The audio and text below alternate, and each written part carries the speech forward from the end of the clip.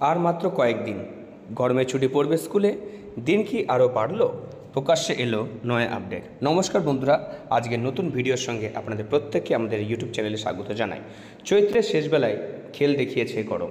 তীব্র গরমে সবার নাভিশ্বাস ওঠার অবস্থা। গতকাল ছিল পয়লা বৈশাখ। বৈশাখ মাসে গরমের তীব্রতা আরও বাড়বে বলে ধারণা করা হচ্ছে। এই অবস্থায় পড়ুয়াদের কথা মাথায় রেখে মধ্যশিক্ষা পর্ষদ গরমের ছুটি ঘোষণা করল। তীব্র গরমের হাত থেকে পড়ুয়াদের রক্ষা করার জন্য এই নয়া পদক্ষেপ নিয়েছে পর্ষদের পক্ষ থেকে।